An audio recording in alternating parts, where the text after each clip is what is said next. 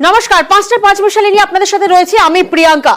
CBI হেফাজতে সন্দীপ ঘোষ, অভিজিৎ মণ্ডল এবং এখানে প্রশ্ন উঠছে সন্দীপের সঙ্গেই ষড়যন্ত্রের শামিল অভিজিৎ।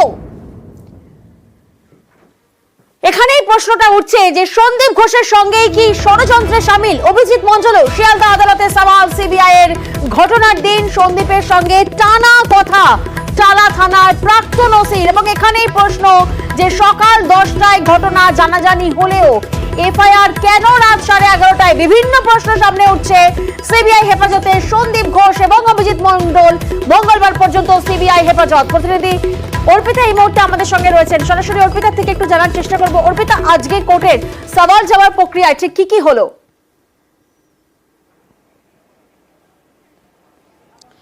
দেখো, সিবিআই এর তরফ থেকে আজকে 3 দিনের জন্য সিবিআই হেফাজতের জন্য আবেদন করা হয় এবং সিবিআই এর আইনজীবী এই ওসি টালা সম্পর্কে অর্থাৎ অভিজিৎ মণ্ডল সম্পর্কে বিস্ফোরক অভিযোগ করেছেন যে বৃহত্তর ষড়যন্ত্রে যুক্ত এই অভিজিৎ মণ্ডল সন্দীপ ঘোষের সঙ্গে। কেন?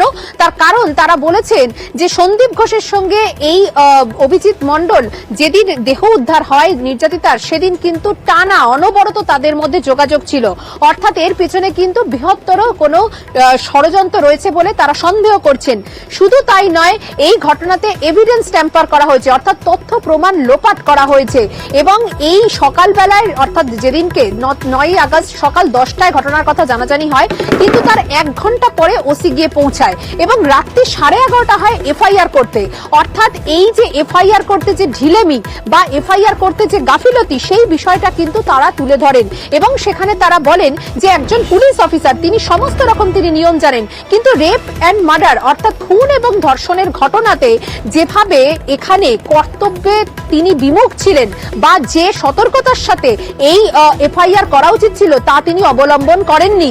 শুধুমাত্র তাই নয়, এই ঘটনাতে ইতিমধ্যেই যেটা দেখা গিয়েছে যে এভিডেন্স ট্যাম্পার হয়েছে, এমনকি অটোপসি এবং বিভিন্ন যে সমস্ত ইলেকট্রনিক্স ডিভাইস ছিল সেখান থেকে কিন্তু ফুটপ্রিন্ট এবং ফিঙ্গারপ্রিন্ট সেখান থেকে উধাও। অর্থাৎ তাহলে পুলিশের যে ভূমিকা, সেই ভূমিকা নিয়ে কিন্তু তারা প্রশ্ন তুলেছে এবং ষড়যন্ত্রে শামিল, তথ্য প্রমাণ লোপাট এবং তার যে ডিউটিতে যে গাফিলতি, সেই গাফিলতি, এই 3টি বিষয় কিন্তু উল্লেখ করেছে সিবিআই এর আইনজীবী। তারা এও বলেছেন যে সিবিআই এর সাথে পুলিশের কিন্তু কোনো দ্বন্দ্ব নেই, পুলিশ বলেই যে গ্রেপ্তার এমনটাও নয়, তাকে কিন্তু সন্দেহভাজন হিসাবে তাকে গ্রেপ্তার করা হয়েছে। অন্যদিকে এই অভিজিৎ মণ্ডল অর্থাৎ অভিযুক্তের আইনজীবীর তরফ থেকে পাল্টা কিন্তু জবাব দেওয়া হয়েছে যে সিবিআই যেরকমটা বলছে যে ঢিলেমি করা হয়েছে, জিডি করতে দেরি করা হয়েছে, কিন্তু তিনি তো এফআইআর করেছেন। শুধু তাই নয়, তিনি কিন্তু সমস্ত এফআইআর করার পরেও তিনি তাদের তরফ থেকে বলা হয়েছে যে 3 দিনের তারা সিবিআই হেফাজত চাইছে। কিন্তু কোন গ্রাউন্ড থেকে তাকে অ্যারেস্ট করা হলো? কারণ ইতিমধ্যেই 179 যে বিএনএস অ্যাক্ট, সেই অ্যাক্টে 6 বার তাকে নোটিশ পাঠানো হয়েছিল। তার মধ্যে তিনি কয়েকবার এলো, কয়েকবার তিনি মেডিকেল গ্রাউন্ডে তিনি ভর্তি ছিলেন হাসপাতালে, তাই তিনি আসেননি। গতকাল যখন তাকে তলব করা হয় তিনি আসেন, কিন্তু তাকে কি সাক্ষী হিসাবে তলব নাকি তাকে অভিযুক্ত হিসাবে তলব তা তারা জানতেন না। এরপরে কিন্তু কি এমন হলো যে কারণে তাকে গ্রেপ্তার করতে হলো। অর্থাৎ দুপক্ষের সওয়াল জবাব শুনে শেষ পর্যন্ত কিন্তু তারা এটাও বলে যে সন্দীপ ঘোষ তাকে কিন্তু আজকে শোন অ্যারেস্ট তারা দেখাচ্ছে এবং দুজনকে কিন্তু মুখোমুখি জেরার সম্ভাবনা রয়েছে। সেই জন্য আগামী 3 দিনের সিবিআই হেফাজতের নির্দেশ দিল শিয়ালদা আদালত। বেশ, অর্পিতা তুমি আমাদের সঙ্গে থাকো। আজকে আদালতের বাইরে ঠিক কি হয়েছে দেখাবো আপনাদের।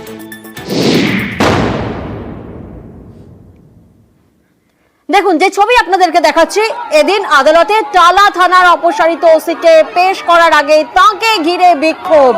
সিজিওর সামনে অভিজিৎ মণ্ডলকে ঘিরে বিক্ষোভ, স্লোগান, জুতো হাতে সিজিওর সামনে বিক্ষোভ। দেখুন, যে ছবি আপনাদেরকে দেখাচ্ছি, আদালতে টালা থানার অপসারিত ওসিকে পেশ করার আগে তাকে ঘিরে বিক্ষোভ দেখানো হয় এবং এই মুহূর্তে যে ছবি আপনাদেরকে দেখাচ্ছি, সিজিওর সামনে বিক্ষোভ চলে জুতো হাতে। অর্থাৎ আদালতে প্রবেশের সময় এবং তার আগেও যখন বেরোচ্ছিলেন সিজিও থেকে, সেই সময় কিন্তু জুতো দেখিয়ে এভাবেই বিক্ষোভ দেখানো হয়। জুতো হাতে সিজিওর সামনে এভাবেই বিক্ষোভ চলে।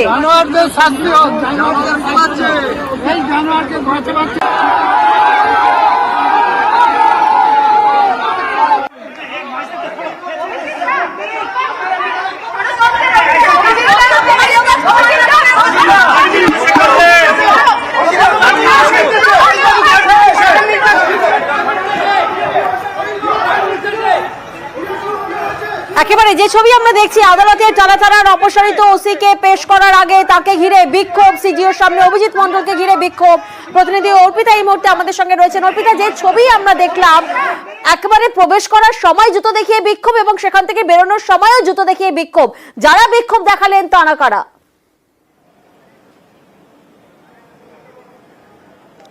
দেখো, তোমাকে জানাই যে আজকে গতকালকে এই খুন এবং ধর্ষণের ঘটনাতে ওসি টালা থানার ওসি অর্থাৎ অভিজিৎ মণ্ডলকে প্রায় 7 ঘন্টা জিজ্ঞাসাবাদের পর সিবিআই আধিকারিকরা গ্রেপ্তার করেছিলেন এবং আজকে যখন তাকে আদালতে নিয়ে যাওয়ার আগে যখন তাকে মেডিকেল করানোর জন্য যখন তাকে বের করানো হয় সেই সময় সিজিওর সামনে আমরা দেখি যে সেখানে কিন্তু একেবারে বিক্ষুব্ধ যারা জনতা তারা কিন্তু চটি নিয়ে এবং জুতো নিয়ে রীতিমতো কিন্তু সেখানে তারা স্লোগানিং তারা দিতে থাকে পুলিশের বিরুদ্ধে। কারণ কলকাতা পুলিশের বিরুদ্ধে যে ষড়যন্ত্র, তথ্য প্রমাণ লোপাট এবং যে একাধিক অভিযোগ রয়েছে, যে এফআইআর করতে ঢিলেমি অর্থাৎ কর্তব্যে গাফিলতির যে অভিযোগ রয়েছে, এই তিনটি পার্সপেক্টিভেই কিন্তু নির্যাতিতার পরিবারের সদস্যরাও তারা অভিযোগ তারা করেছিলেন। তারই পরিপ্রেক্ষিতে গ্রেপ্তার করা হয়েছে এই ওসি টালার অর্থাৎ অভিজিৎ মণ্ডলকে এবং তাকে নিয়ে যখন আজকে বেরোচ্ছিলেন সিবিআইয়ের আধিকারিকরা সেই সময় কিন্তু গাড়ির সামনে চলে আসে একেবারে গেটের মুখে এই বিক্ষোভকারীরা। সেখানে তারা জুতো দেখাতে থাকেন, স্লোগানিং করতে থাকেন এবং রীতিমতো কিন্তু পরিস্থিতি একেবারে কিন্তু আইন শৃঙ্খলা একেবারে সেখানে কিন্তু যথেষ্টভাবে উত্তেজিত একটা পরিস্থিতি তৈরি হয়।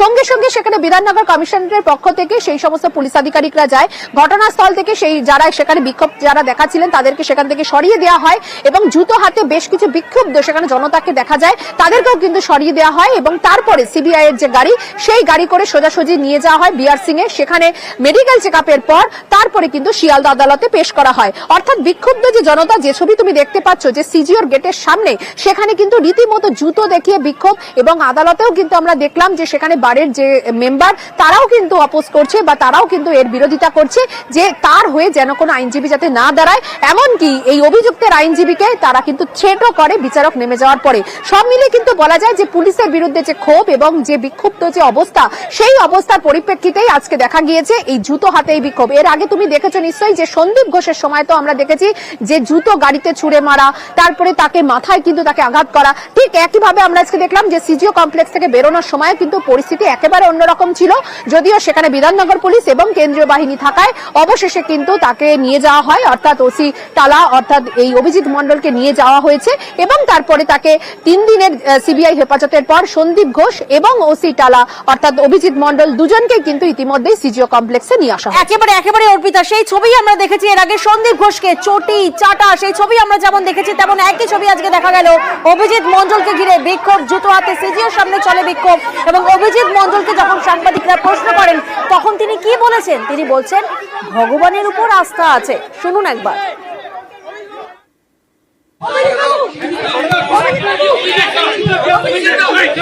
ভগবানের উপরে বিশ্বাস আছে, ভগবানের উপরে বিশ্বাস আছে, ভগবানের উপরে আমরা বিশ্বাস করি।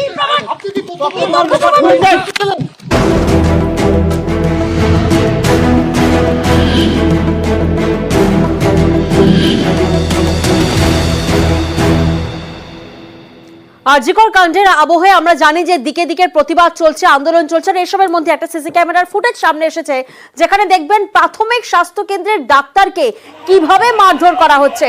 দেখুন সেই ছবিটা, স্বাস্থ্য কেন্দ্রে ঢুকে ডাক্তারকে কিল, চর, ঘুষি। ভগবানপুরের কাজলাগড় স্বাস্থ্য কেন্দ্রের ঘটনা, যেখানে প্রাথমিক স্বাস্থ্য কেন্দ্রের মধ্যে ঢুকে ডাক্তারকে এভাবেই বেধড়ক মারধর করা হয় এবং অভিযোগ সরাসরি রোগীর পরিবারের বিরুদ্ধে। প্রতিনিধি সুজিত এই মুহূর্তে আমাদের সঙ্গে আছেন। সুজিত, যে ছবি আমরা দেখছি রীতিমতো আতঙ্কের এক ছবি, কারণ এইভাবে স্বাস্থ্য কেন্দ্রের মধ্যে ঢুকে ডাক্তারকে মারধর করা হচ্ছে, যারা মারধর করছেন অভিযোগ রোগীর পরিবার। কেন এভাবে বেধড়ক মারধর করা হচ্ছে? চিকিৎসকের বিরুদ্ধে তারা অভিযোগ তুলেছিলেন যে চিকিৎসক সেই সময় হাসপাতালে ছিলেন না, আহত অবস্থায় এক রোগীকে নিয়ে গেছিলেন দুর্ঘটনার কবলে পড়া এক আহত ব্যক্তিকে এবং তারপরে তার সঙ্গে থাকা লোকজন চিকিৎসক যখনই একটু পরে ঢুকেছেন হাসপাতালে চিকিৎসককে রীতিমতো বলা যায় মারধর করা হয়। প্রথমে বচসা, সৃষ্টি খেউ করা হয়, যেটা চিকিৎসক অভিযোগ করছেন, পুলিশের কাছে অভিযোগ করেছেন। যে তারপরে কিন্তু পরিস্থিতি উত্তপ্ত হয়ে ওঠে, আচমকায় কিলচর ঘুষি সরকারি ডাক্তারের যিনি সরকারি হাসপাতালের যিনি চিকিৎসক ছিলেন তাকেই মারধর করা হয়। তার যেটা অভিযোগ, তিনি দেখেন যে আঘাত গুরুতর ছিল, প্রাথমিক চিকিৎসার পর ওই রোগীকে যখন রেফার করেছেন তিনি যে ভালো চিকিৎসার জন্য গ্রামীণ হাসপাতাল কিংবা জেলা হাসপাতালে যাওয়ার কথা বলতেই নাকি রেগে ওঠেন বা ক্ষিপ্ত হয়ে ওঠেন ওই রোগীর সঙ্গে থাকা। সুজিত, এই রোষের কারণটা ঠিক কি? মানে দেখো, প্রাথমিক স্বাস্থ্য কেন্দ্রে তো চিকিৎসা পেয়েছেন, তারপরে কেন রোগীর পরিবারের মধ্যে এত ক্ষোভ? দীর্ঘক্ষণ অপেক্ষা করতে হয়েছে, এটাই তাদের অভিযোগ, যেটা পুলিশ যেটা তদন্ত করে জানতে পেরেছে। এবং সেই কারণে যদিও ডাক্তার জানাচ্ছেন যে তিনি ছিলেন না, একটু দূরে জায়গায় ছিলেন, তিনি আসছিলেন, বৃষ্টি থাকার কারণে একটু দেরি হয়েছে, তিনিও সেটা স্বীকার করছেন। কিন্তু আসার পর অবস্থা গুরুতর দেখে প্রাথমিক চিকিৎসার পর যখনই রেফারের কথা বলেছেন তখনই ক্ষিপ্ত হয়ে ওঠেন ওই সঙ্গে থাকা রোগীর যারা লোকজন। তারা এর আগেও নাকি যেটা চিনতে পেরেছেন চিকিৎসক মারাত্মক অভিযোগ করছেন, এর আগেও এই যারা ব্যক্তি অভিযুক্ত তাদের মধ্যে একজনকে চিনতে পেরেছেন, তিনি এর আগেও এরকম আক্রমণ চালিয়েছিলেন বা আক্রান্ত হতে হয়েছিল এর হাতে। আজকে যেটা হলো একেবারে ছবি দেখার সঙ্গে সঙ্গে সমালোচনা ঢেউ দেখে স্বাভাবিক সমালোচনা। এবং প্রিয়াঙ্কা, যেটা দেখা গেল ছবি আমরা সিসিটিভি ফুটেজ হাতে পেয়েছি বলে দেখাচ্ছি, এবং সেই যে ছবি একেবারে সেই সিসি ক্যামেরার ফুটেজে কার্যত স্পষ্ট কিভাবে সেই প্রাথমিক স্বাস্থ্য কেন্দ্রের চিকিৎসককে বেধড়ক মারধর করা হচ্ছে। তাদের মধ্যে তিনজনের মধ্যে বক্তব্য যে হসপিটাল ভেঙে দিয়ে তাহলে এই সমস্ত ব্যবস্থা সমস্ত ডাক্তার এখানে আসবে। তাদেরকে আমি বললাম যে এটা ভাই আমার পেয়েছি, এখানে যতটুকু সম্ভব তোমার চিকিৎসা তো হয়েছে, তুমি পেয়েছো, এরকম তো নয়। তাদের বক্তব্য না, কেন এখানে কেন হবে না, ট্রিটমেন্ট কেন হবে না, হাড়ের চিকিৎসা কেন হবে না। বাবা মা তুলে গালি দিতে আমি চেয়ার থেকে তোমার উঠতেই ওরা তারপরে তুমি আমাকে রং দেখাচ্ছ এই বলতে বলতে মারামারি হয়, ওখানে ঠেলে ফেলে মারধরও করে। আর একটা ওরা থ্রেট দিয়েছে যে তুমি তো হসপিটালে আছো, এখন তোমাকে দিলাম ছেড়ে, হসপিটালের বাইরে যাও, যখন যাবে তোমাকে দেখে নেবো। হ্যাঁ।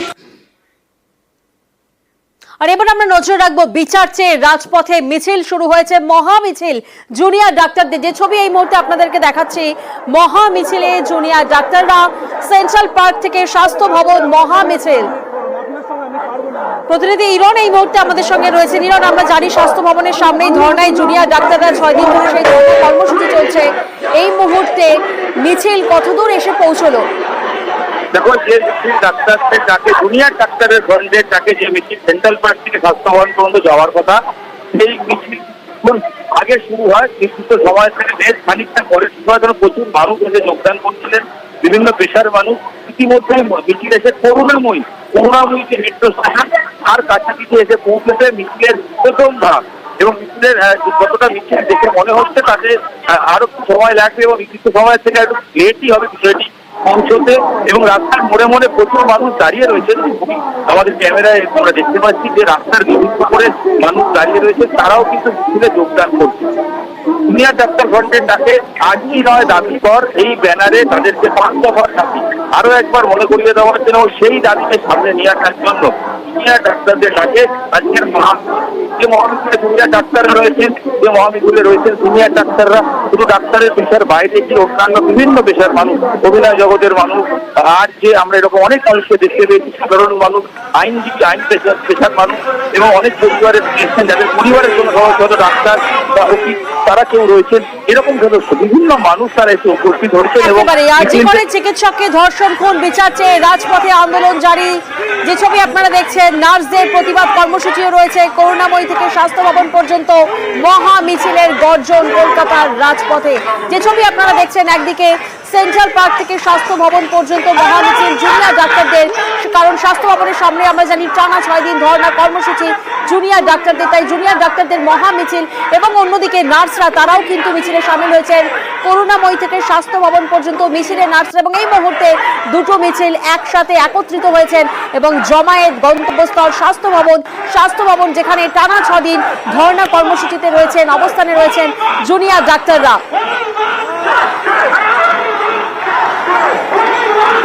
स्पेशल और सिंगल शॉट बहुत आगे में है। अच्छा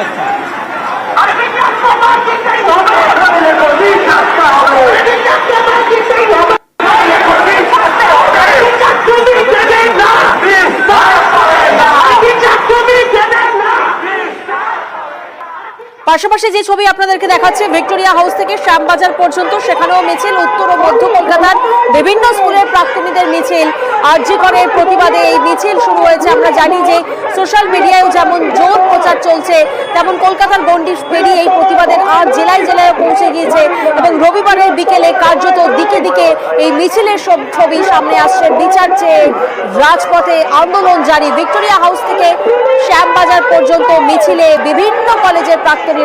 প্রতিনিধি অর্ণব এই মুহূর্তে আমাদের সঙ্গে রয়েছেন।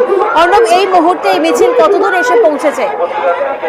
3:30 নাগাদ ভিক্টোরিয়া হাউসের সামনে থেকে এই মিছিল শুরু হয়েছিল, প্রতিবাদ মিছিল আরজি করের বিচারের সমর্থনে, এবং সেই মিছিল প্রায় 2 ঘন্টা হতে চলল। এই মুহূর্তে বিধান সরণি ধরে, রাস্তা ধরে ঠিক বিবেকানন্দ রোড বিধান সরণি ক্রসিং, ঠিক তার আগে রয়েছে মিছিলের সম্মুখপান, অর্থাৎ আগের অংশ, এবং তার পরপর 28 থেকে 30টা স্কুল বা কলেজ তাদের প্রাক্তনীরাই মিছিলে এগিয়ে যাচ্ছেন এবং মূলত ভয়কে মুক্ত করার বার্তা দিয়ে আরজি কর কাণ্ডের বিচার চেয়ে এই দুর্যোগপূর্ণ আবহাওয়ার মধ্যে সদ্য প্রাক্তন হওয়া স্কুলে বা অনেকেই প্রাক্তন থেকে চাকরি করে কর্মজীবন শেষ করেছেন 60-62 বছরের অনেক প্রাক্তনী, তারা প্রত্যেকে রয়েছে। সব থেকে যেটা উল্লেখযোগ্য, মহিলাদের উপস্থিতি বা মেয়েদের উপস্থিতি এই মিছিলে উল্লেখযোগ্য।